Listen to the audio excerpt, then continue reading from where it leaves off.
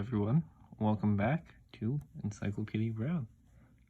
Sorry it's been such a long time, just really wasn't motivated to do this. Last time we left off with the case of the diamond necklace, so let us find the solutions for it at the back of the book. And there we go. The solution to the case of the diamond necklace is Miss Stark said that she did not see or hear the thief, yet Chief Brown heard her scream, and a few seconds later, 2 shots rang out. Miss Stark's mistake was screaming before the shots were fired.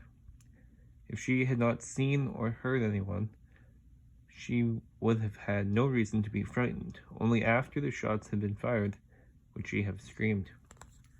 So that was the solution to the last story from I don't even know how long ago.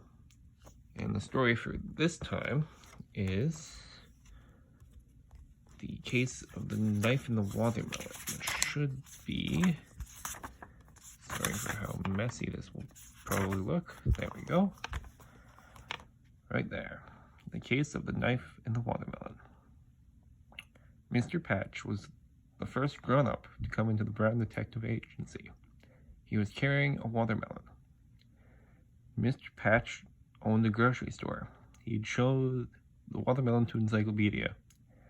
It had a knife buried in it up to the handle. "Find the boy who owns this knife," roared Mr. Patch. "Look at what he did." Encyclopedia looked at the watermelon. "Stabbing a watermelon isn't against the law," he pointed out. "I mean, it's not the same as stabbing a person." "The knife ended in my watermelon," Mr. Patch shouted. "It started in the window of my storeroom."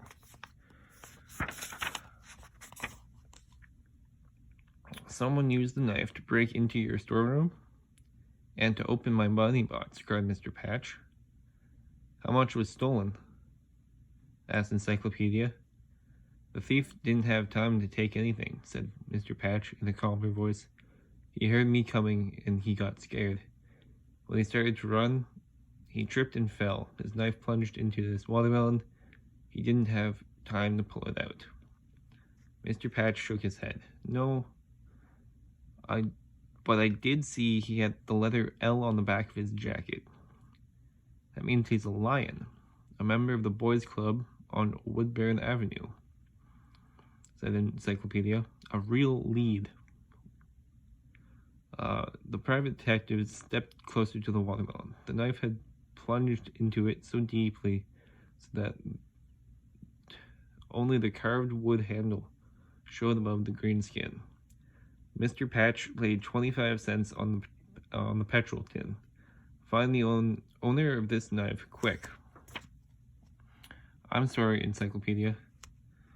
Think you'd have to charge for expenses on this case. I'll need a little time. I'll have to buy a fingerprint kit. Then I'll have to dust the handle." "And there are no fingerprints," said Mr. Patch heavily. "I wiped them off." You wiped them off?" said the Encyclopedia weakly. Mr. Patch explained. "My cat knocked a bag of flour off a shelf. It broke and spilled all over the watermelon and knife. I wiped off the flour and the fingerprints too." Encyclopedia clapped his head and moaned. He looked up. "Still, the thief doesn't know that you wiped off his fingerprints." Encyclopedia took out his handkerchief. He wrapped it carefully around the handle of the knife. "That does it. That makes it look as though we have fingerprints that we're trying to save. The thief may try to wipe them off and give himself away. We'll have to watch all the lions. Let's go." Encyclopedia got into Mr. Patch's truck. Here's a photo. Yeah, beautifully drawn, as in all the other ones. They drove over to Woodburn Avenue. 4 lions, John, Frank, Corky, and Buster, were outside the club. working on the engine of an old black car. Although few in number, the lions were all big boys. Bigger than Bugs Meany, but Mr. Patch was bigger than any of them.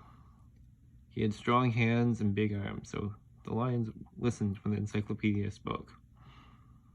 "Do you see this watermelon?" he asked. "Now I take off the handkerchief. There. What do you see?" "The handle," said Buster. "Of a knife," said Corky. "Very interesting," said John. "So what?" said Frank. "The knife," said Encyclopedia, "was used in an attempt to rob Mr. Patch's store." "The knife," said Buster. "Doesn't belong," said Corky. "To any of us," said John. "To any," said John. "Of us," said Frank.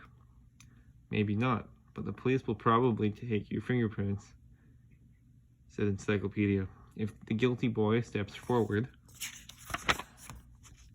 Now, Mr. Patch will ask the police not to be too hard on him." The lions looked serious. Mr. Patch looked serious.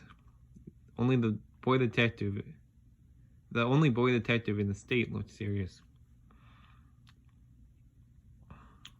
But that was all. "It's not working the way you planned," said Mr. Patch in a whisper. "None of them has tried to wipe the handle of the knife." Encyclopedia nodded. "Leave the knife in the watermelon just as it is. Don't touch it," he whispered back. To the lions he said, "The police will break up your club if they find one of you is a thief." The lions stopped looking serious. They looked scared. Suddenly John said softly, "Frank owns a knife like that." "A lot of fellows own knives with carved handles," retorted Frank. "Cut it out." You showed me yours yesterday," John shot back. "You even tried to get me to hold it. Why, my fingerprints might be on that handle."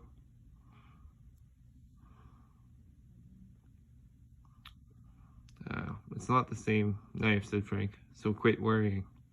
"I lost my knife last month," Buster said. "Everyone knows I did." "Where's your knife, Corky?" "I lost mine too," said Corky. "This one couldn't be my knife anyway. Mine has a blade a couple of centimeters longer." None of the lions remembered what the others' knives really looked like.